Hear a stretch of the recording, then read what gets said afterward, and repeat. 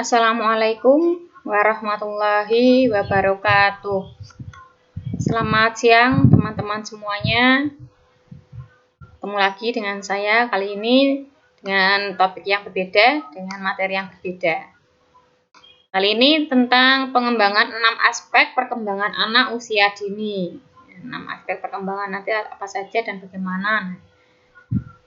Nah, ini sebelumnya profil saya. Siapa saya dan tanggal lahir di mana dan lain sebagainya sudah tertera di sini. Silakan teman-teman jika ingin belajar sharing atau ingin kontak saya boleh silakan. Nah, untuk tujuan pelatihan materi pengembangan 6 aspek perkembangan. Nah, yang pertama tujuan umumnya meningkatkan pengetahuan dan pemahaman dalam memahami prinsip pengembangan 6 aspek perkembangan anak sesuai kebutuhan, sesuai karakteristik dan tahapan perkembangan anak usia dini. Tujuan khususnya yaitu meningkatkan keterampilan kita untuk mengembangkan 6 aspek perkembangan tersebut.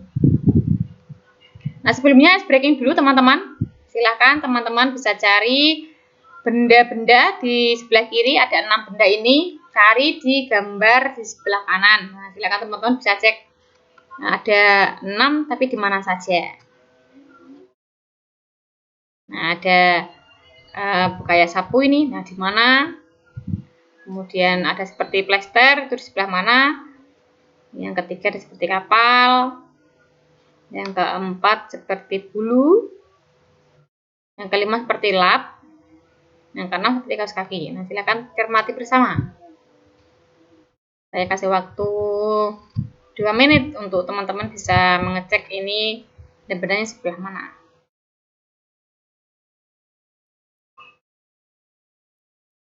Baik teman-teman, terima kasih untuk responnya, luar biasa teman-teman sudah sangat teliti dan sangat cermat untuk menemukan benda-benda 6 benda ini ketemu semua di benda sebelah kanan, gambar di sebelah kanannya. Baik, kita lanjut teman-teman. Nah, prinsip pengembangan aspek perkembangan anak. Nah, prinsipnya apa saja? Nah, ada beberapa ini diantaranya. Yang pertama menggunakan pendekatan tematik. Nah, jadi seperti yang sudah kita ketahui bersama bahwa di PAUD itu ada tema-tema selama 1 tahun. Nah, tapi tema dalam 1 semester, kemudian ada semester 1 dan semester 2. Nah, tematik ini namanya, menggunakan tema-tema sebagai penunjang untuk tercapainya KD-KD yang sudah ditentukan. Kemudian prinsip yang kedua yaitu melalui bermain. Nah, jadi pada kodratnya anak itu ya bermain, belajarnya belajarnya seraya bermain.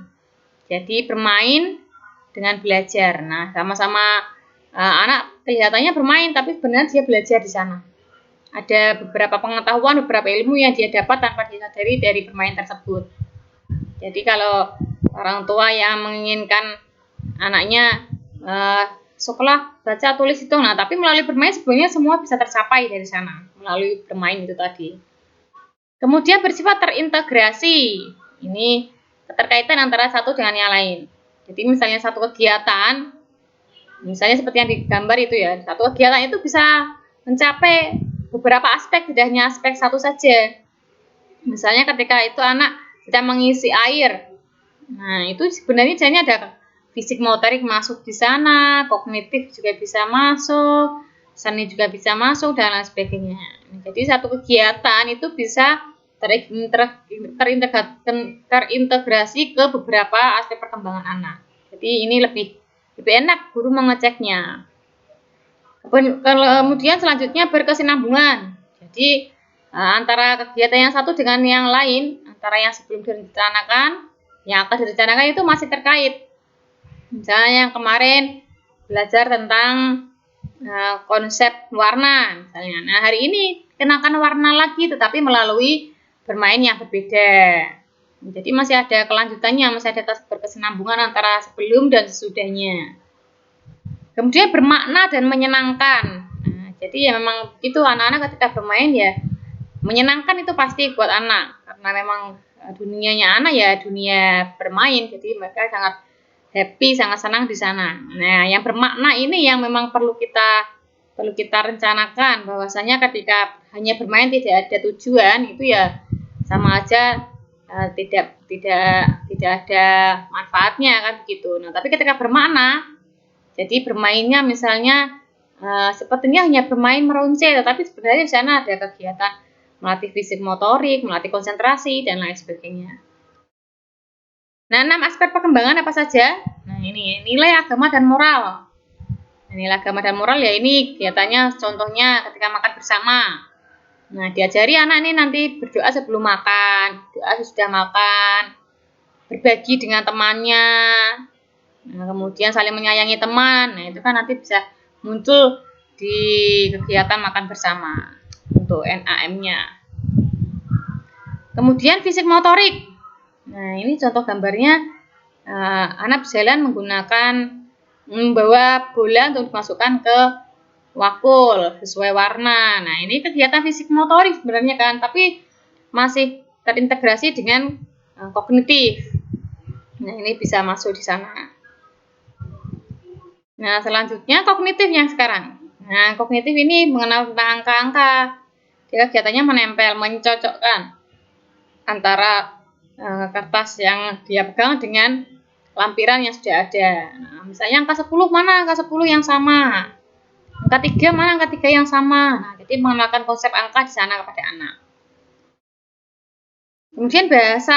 Nah, mengenalkan literasi baca kepada anak itu dimulai sejak sangat dini sekali, bahkan masih ada yang dalam kandungan itu sudah mulai dikenalkan literasi, seperti misalnya ketika kita memperdengarkan musik-musik. Nah, ketika di sekolah mengenalkannya kemampuan bahasa anak bisa terasah melalui kegiatan membaca, kegiatan bercerita dan lain sebagainya.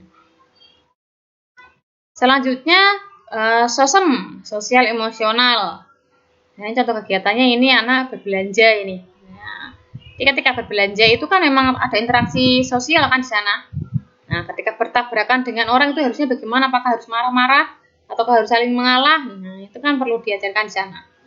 Nah, interaksi sosial emosional mulai diasah sejak usia dini. Selanjutnya kegiatan seni. Nah, kegiatan seni ini contohnya mencap ya, mencap. Jadi boleh kegiatan-kegiatan yang menyalurkan seni tentang keindahan, tentang estetika. Nah, kesimpulannya teman-teman, anak usia dini merupakan masa usia keemasan. Maka semua aspek perkembangan yang ada perlu kita stimulasi supaya berkembang secara optimal. Jadi semua ya, tidak hanya terpilih hanya kognitif saja yang diasah, tidak, tapi keenam aspek tersebut harus kita asah, stimulasi dengan baik supaya optimal. Kemudian peran serta antara orang tua dan satuan PAUD merupakan kunci utama dalam proses tumbuh kembang anak. Nah, jadi perlu nih kerjasama antara pihak sekolah dengan orang tua. Jadi tidak bisa orang tua hanya sudah menitipkan anaknya di sekolah tapi terus tidak mendampingi anak belajar, ya itu sama saja ada ketimpangan nantinya. Jadi harus ada kerjasama antara orang tua dan satuan PAUD. Baik teman-teman, ini ada sedikit kata-kata yang menjadi motivasi. Anak-anak yang hebat tumbuh dan berkembang dari guru-guru yang hebat. Saya ulangi, anak-anak yang hebat tumbuh dan berkembang dari guru-guru yang hebat. Yuk menjadi guru hebat. Nah, baik itu tadi teman-teman mungkin bisa menjadi inspirasi untuk teman-teman supaya anak-anak menjadi anak yang hebat itu berawal dari kita, dari guru-guru yang hebat. Terima kasih teman-teman. Nah, itu saja yang mungkin bisa saya sampaikan. Mohon maaf apabila ada salah tutur kata yang kurang berkenan. Mohon maaf, terima kasih. Wassalamualaikum warahmatullahi wabarakatuh.